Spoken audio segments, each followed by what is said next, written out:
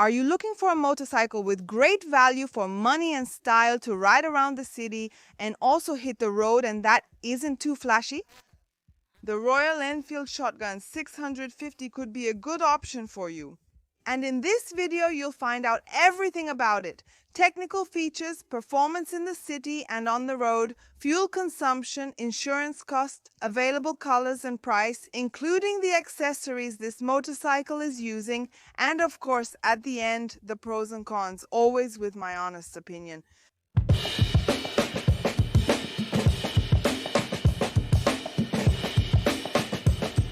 If you're new here, I'm Amandinha, and this is the most charming motorcycle channel in Brazil, which also brings the most complete motorcycle content in the country. So go ahead and hit the like button to support us, especially if you love motorcycles, and of course subscribe to the channel if this video helped you, so you can stay up to date with the world of two wheels and receive new content.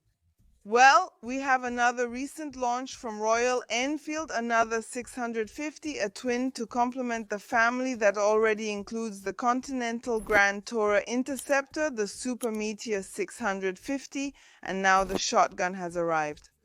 However, there are other launches abroad that will come to Brazil and are already confirmed. There's the Bear 650, which is a scrambler, and also the Classic 650, which basically uses the same base as the other models, but of course with a different look. So which of these models do you like the most? Write it down here below. The Shotgun uses the Super Meteor 650 as its base.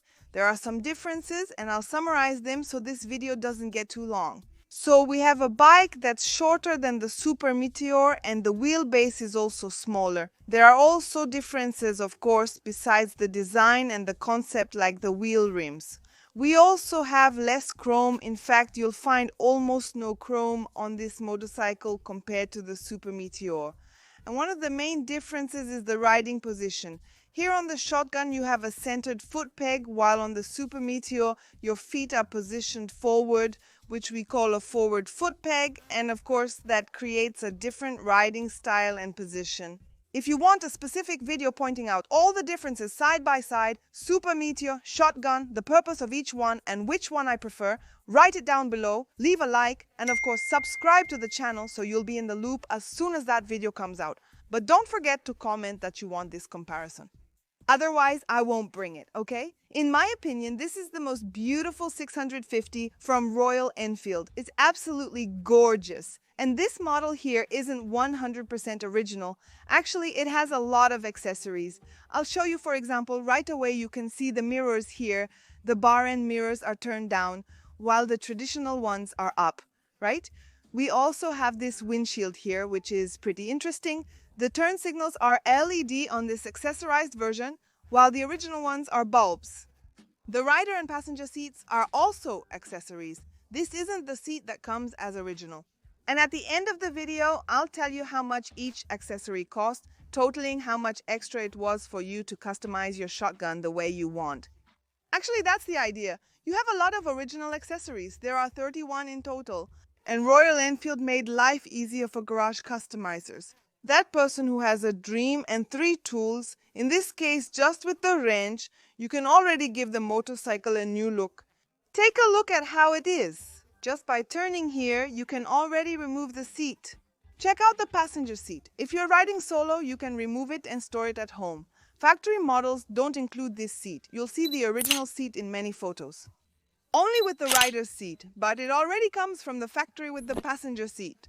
Wow, I like it here. I'm going to carry luggage for my trip. I'll take my backpack and my things. I'll tie it here on the famous luggage rack. 2 in 1, right? It already comes with the passenger handle here. Oh, Amanda, I'm not going to take a backpack. I'm not taking anything. What do you do? To customize it even more, to give it more of a bobber look. You're going to take out the screws. Here there are 4 screws. With the tools you have, you can do it, and you'll remove this grill, and it'll look just like you see in the picture. In other words, you have 3 styles there. To put the seat back here, just fit it in and turn the key. It's very easy. An interesting detail is that if you remove the grill here, as it's commonly called, you'll lose 6 kilos. That's right, the bike, all set and ready to go with a full tank, weighs 240 kilos. If you remove that accessory, you'll lose 6 kilos. And the seat height here to the ground is 79.5 centimeters. It's on the center stand, which already comes standard, okay? You don't pay anything extra for that. And I can put both feet on the ground very easily. If I remove it, then yes, there's plenty of leg left, right, for Mandinha. So I think it will fit most Brazilian men and women, no problem. And to put it on the stand, let's see if it's light, because I couldn't do it with the others, huh? Let's go hold here and...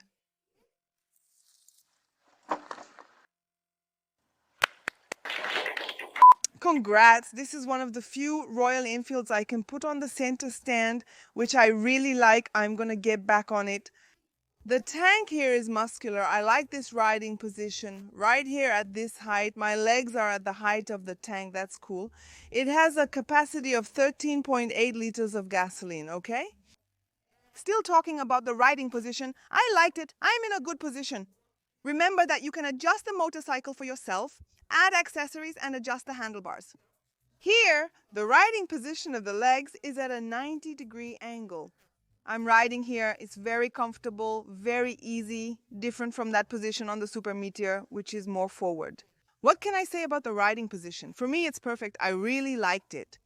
Soon you'll see its performance in the city and also on the highway.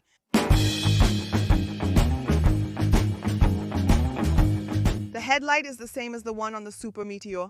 And here we have the high beam, low beam, and also the flasher. The taillight is minimalist. It has a 2-in-1 function, serving as both a brake light and a taillight. Very beautiful.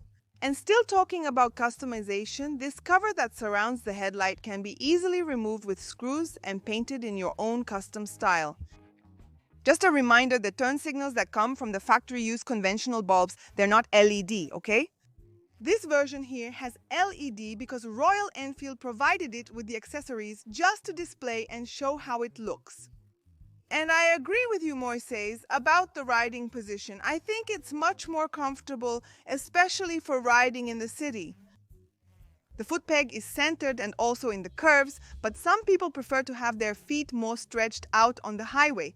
It depends on your preference. That's why there's both the Super Meteor and the Shotgun. And you, do you prefer a centered or forward foot peg? Write it here in the comments. The motorcycle's cockpit is really clean. You see all the wires and cables are hidden. Nothing is too exposed, so you have a much more refined and sophisticated motorcycle.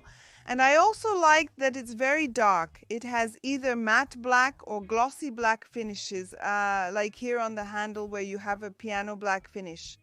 But overall, the wheels, chassis, exhaust, everything is darkened. And the cockpit is no different. The handlebar, levers, everything is really dark. I really liked it. It gives it a darker look. The dashboard is minimalist. We have 2 screens here. I'll start with this one, which is the main dashboard. So we have the speedometer at the top, kilometers per hour at the top, and miles in the white section. In the middle, we have a liquid crystal display screen. At the top of the circular area, there's a fuel gauge, and below that, we have the odometer. To change the dashboard information, you just go here to the I on the left handle, and we can switch it. So we have trip A, trip B, and total odometer. Those are the only pieces of information we have. The dashboard is very simple without features like kilometers per liter. When you're riding in an economical way, here you have the eco mode, it shows up, and this little 0 here would be the gear indicator. Since it's in neutral, it's showing 0. Down here we have the warning lights like battery, service information, and the neutral indicator. Over here on the right, we have the tripper navigation, which comes standard. You don't have to pay anything extra for it. It works as a turn-by-turn navigation system. It's a global positioning system that's already integrated here. When it's deactivated, it works as a clock, and you can use it for turn-by-turn navigation. With the Royal Enfield app installed on your phone, it's not a maps like the one on the Himalaya, but it already helps a lot. At least it tells you where you need to turn or go straight. Here on the right side buttons, we also have the black piano finish. Here is the hazard light, and this button here cuts the engine current to turn on the electrical part of the bike, and here is the ignition button. And on the left side, we have the high beam button here. Headlight and flasher, turn signal to the left and right, horn, and here behind are the panel information buttons, and both levers have adjustment settings for the reach of your hand. Is there a USB port? There is a USB-C port, but it's not here on the handlebar, it's on the side. Here is the USB Type-C port. Ideally, you would put your phone in your pocket, run a cable through here, I believe, and charge your phone. I don't think it's practical because the cable could break. And down here are the most basic tools for you to work on your Royal Enfield. To close it, you just come here.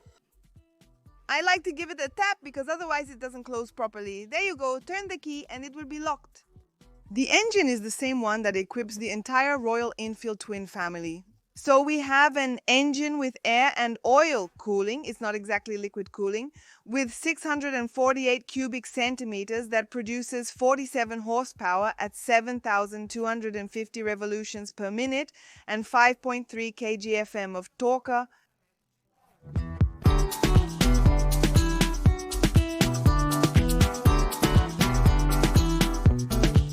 And it has final chain drive and the engine has 6 gears. The exhaust is all darkened with that bottleneck style tip finish, right? Very retro. The wheels are made of alloy, 18-inch in the front, 17 in the rear, and they're tubeless. And this version here has this diamond finish, which is an accessory wheel. The original wheel is different, as you can see there on the screen. Regarding the brakes, we have discs on both wheels. In the front, a disc with 320 millimeters in diameter and a floating 2-piston caliper from the brand Baybury. And in the rear, a disc with 300 millimeters in diameter and ABS on both wheels. The brand Baybury is a subsidiary, a second brand of Brembo in India, so you can say it's a quality brake brand. And a really cool thing is that it has a steel braided hose, which we commonly know as Aeroquip, that prevents expansion at high temperatures.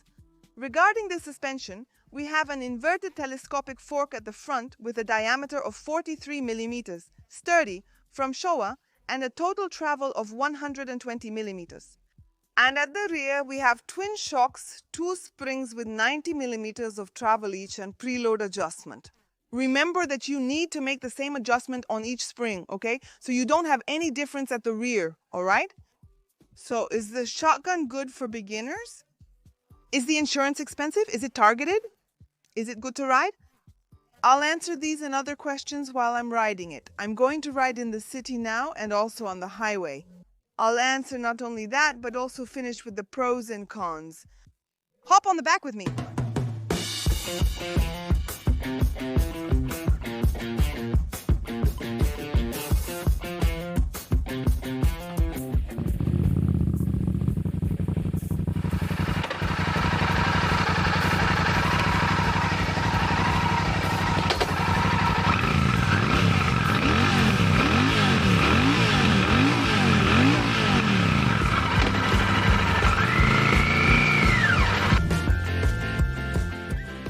Did she leave? Right in the hallway?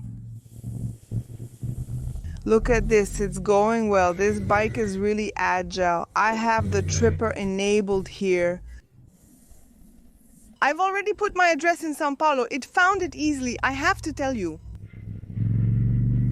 But tell me, do you use the Royal Enfield Tripper navigation in other cities that are less famous than Sao Paulo? Right here if it has all the maps, if it works well, right down here below.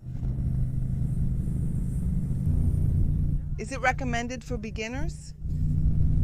A lot of people send me this question. In my opinion, being very honest, it can even be bought by beginners. I got this NH, I'm going to buy the shotgun over there. But in my opinion, you'll have a heavy motorcycle that you might drop and then you'll have to get parts and everything else. In my opinion, if you're only going to ride on weekends, it's not a motorcycle for commuting. You'll have the luxury of being able to practice in quiet places in your neighborhood, more on the road, then that's okay. Now, if you already want a motorcycle to ride in traffic like this, right from the start, you'll also face these challenges, you're a beginner. Then my opinion is that you start, if you still want to stick with the brand, with Royal Enix, you start with a 350. It could be a Hunter, for example. You start with the Hunter so you can get more practice in traffic, and then yes, later you can get a motorcycle with more horsepower, heavier. Look at the dashboard, how beautiful it looks, right, at night. Wow, its brake is really well calibrated. I just touched the rear brake here and the bike already brakes. It already sticks to the ground. And it's funny because I heard the noise, right? Of the tire gripping, but at no point did I feel instability on the bike. A bike skidding means the ABS kicked in. Man, its brakes are a positive point, huh? I like to see that. Lane splitting, lane splitting. Let's see how it does here in lane splitting.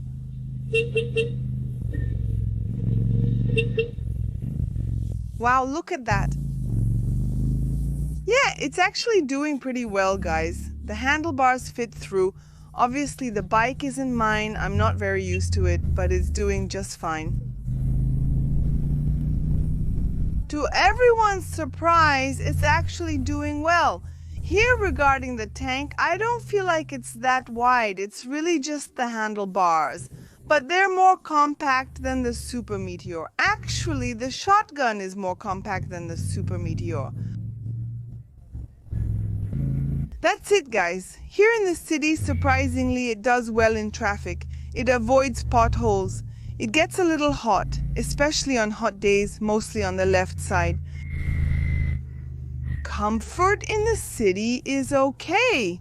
The seat really is a bit hard, but I'll talk more about that now that I'm going to hit the road. So let's see how it does on the highway. On the highway, the engine performs well. See, it's stable. So it has that advantage while in the city or even when you're maneuvering there, right? In between cars or even when stopped, it's pretty heavy. On the highway, that becomes an advantage since it stays really steady. Well, answering your question about comfort on the highway, there are 2 points here. The seat is hard even though it's an accessory seat, okay? After 93 miles, you begin to feel it. And there are no blisters. On the Super Meteor, you have this choice, but here you don't. The wind will hit your chest. I'll speed up so you can see. Look. Listen to the noise on the camera.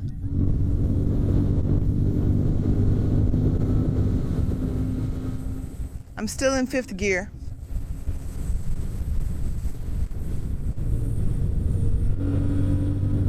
Well, on the smooth asphalt here on the road, it goes perfectly. So, I'm here on Ayrton Senna. The asphalt is super smooth. It's delightful.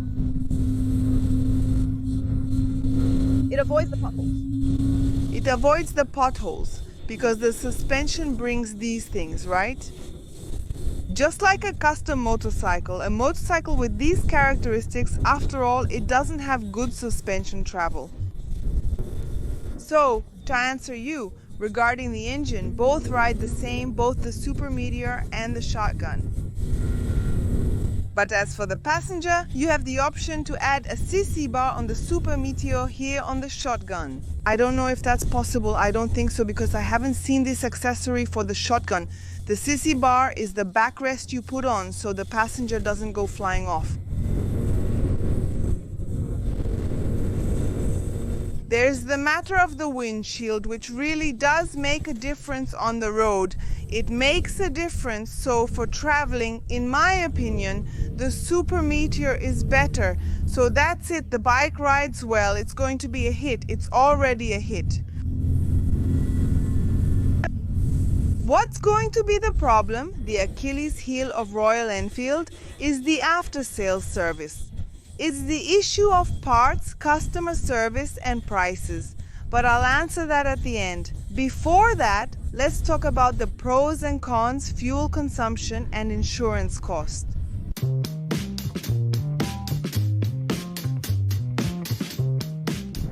Before discussing the bike's pros and cons, let's cover fuel consumption and insurance. Fuel consumption heavily depends on the rider's driving style. The more you accelerate and push the engine, the higher the fuel consumption. There's no avoiding this. Royal Enfield stated an average fuel consumption of 22 kilometers per liter for this motorcycle. That's what they said.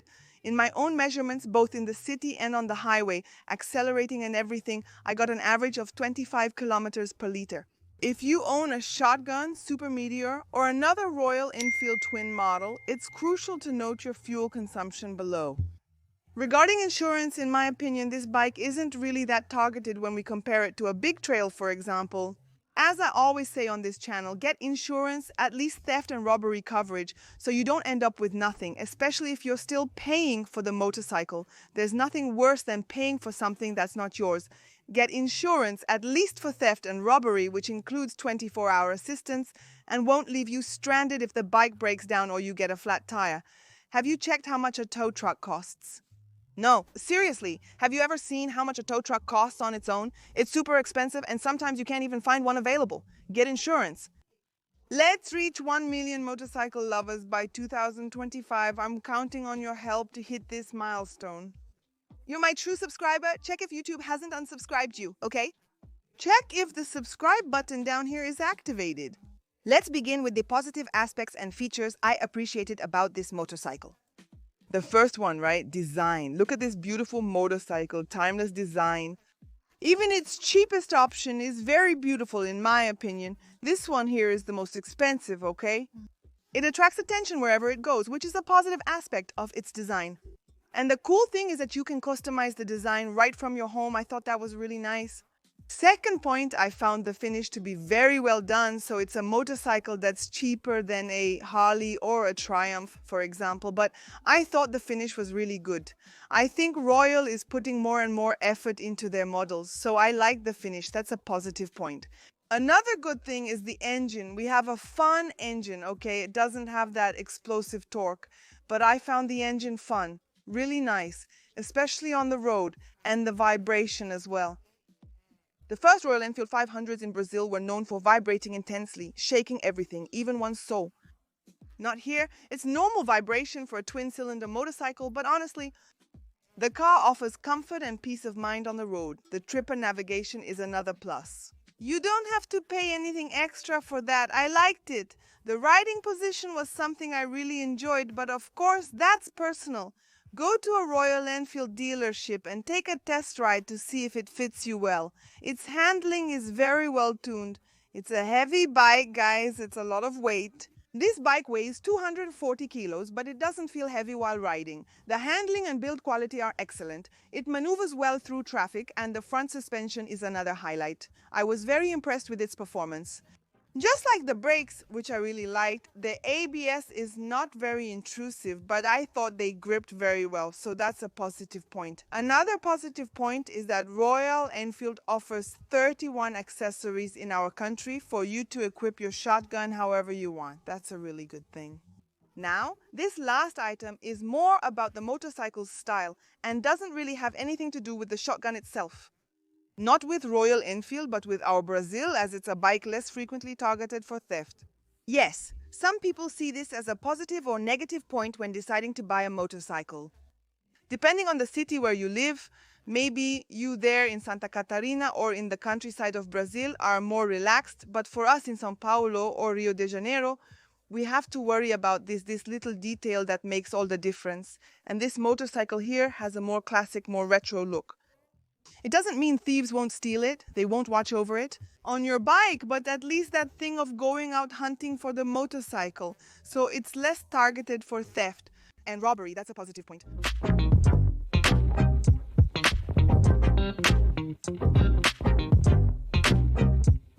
And now I'm going to talk about the negative points, the things I didn't like, or maybe areas for improvement.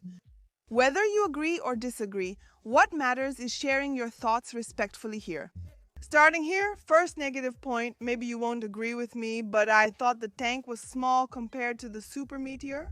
So for those who are looking for a bike more for traveling, maybe here you'll have less range. USB port on the side of the bike, oh my goodness. To put it here, it would have been better not to put it at all. The right place, in my opinion, is to put it here on the handlebar. Let's talk. I even saw some people commenting, oh, but without the navigation type, I don't know what. Look, I think it's complicated. If you put the cable there, you might forget, pull it and break it. I always like to have things to recharge right here on the handlebar. At least that's my opinion. So negative point, just like I said about the Super Meteor. Although this version has LEDs here, the original version comes with a conventional bulb. So why not have some LED turn signals, right? It would make it much more sophisticated and would save more battery. And if it came here with a little yellow LED cover, I think it would look nicer, it would be more retro. So that's a downside regarding that. And another negative point here, I have to agree with Tiago. It really gets hot. Actually, your foot is right over the motor. So I felt that my left foot got hotter there in the city. With the Super Meteor, I didn't have that feeling because my foot was further forward. But yes, Tiago, I ended up heating my left foot. It wasn't like, oh my God, I want to throw the bike away, but it did get a little hot. So if you live in hot regions, take that into consideration before buying. Another downside is the dashboard. It's simple, okay? It's minimalist, just the essentials for the rider to get going. But come on, they could have included, for example, a range indicator, which is really important. The range, how far you can go with the gas you have in the tank. The average fuel consumption, I think that's cool. And a lot of people, especially those who like sportiness, even the more custom crowd like to count the RPMs. So there are even people who get other Royal bikes that don't have it, who even replace the Tripper with a tachometer, an aftermarket one in my opinion. It doesn't make much difference. I love it, but I prefer information like range, average consumption. I like information onboard computer. For me, the revolutions per minute doesn't make much difference, but I found the dashboard simple. Comment here if you like having a tachometer on your bike. Yeah, Jefferson, the seat, it's hard, it's disappointing. I was already expecting a firmer seat, because this type of more custom, more bobber style bike usually has it, and especially a saddle seat, right? It focuses more on the design, rather than on actual comfort. So I already knew it was going to be hard, and actually this one here is the accessory seat. It tends to be not only prettier, but also with improved foam. If I already found the accessory seat hard, imagine the original one, right? I didn't get to ride with the original, but I can already say that the seat is a negative point.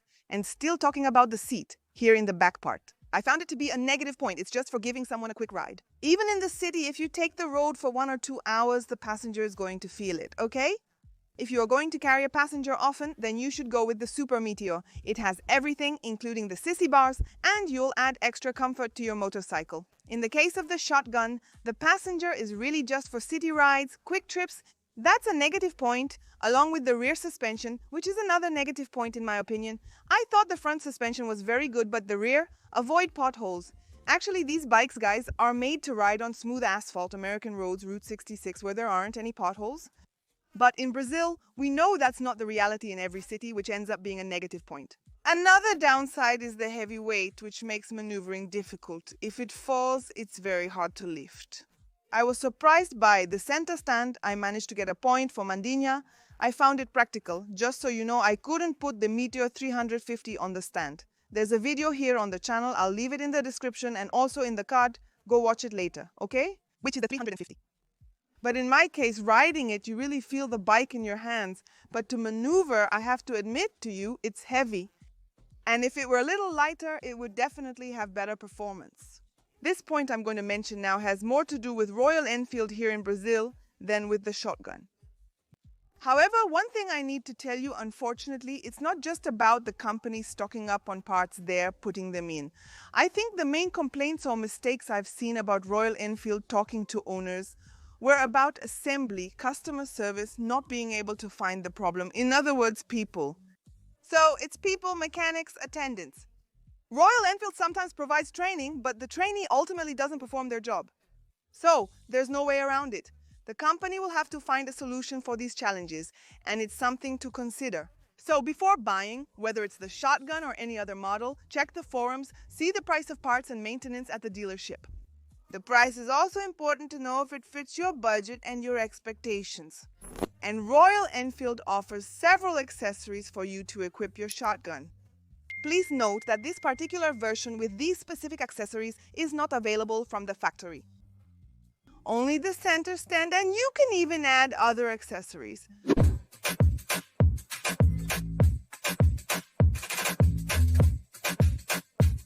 So what did you think of the shotgun? Write it down here. Share this video with friends. WhatsApp groups, Facebook, let's share another custom motorcycle from Royal Enfield flying in Brazil. There's a playlist here with several Royal models. If you haven't watched it, go check it out. I think the pricing policy is very competitive. Write it down too if you have another Royal Enfield motorcycle. Whether it's the Shotgun, Super Meteor, or a Hunter, write it down below because I want to know your opinion. Especially how the after-sales service is going there. Subscribe to the channel if you haven't already. If you want to become a member here on the Motoplay channel, you get access to several benefits such as first-hand and also exclusive content. Members get exclusive access to Amandinha's photos, wallpapers, and calendar. There are several things. I'll leave the link down here for you to become a member with all the benefits, okay? Up here, I left the Super Meteor video in case you haven't watched it. Go check it out later. And down here, I left a really cool video for you. See you next time, Otube.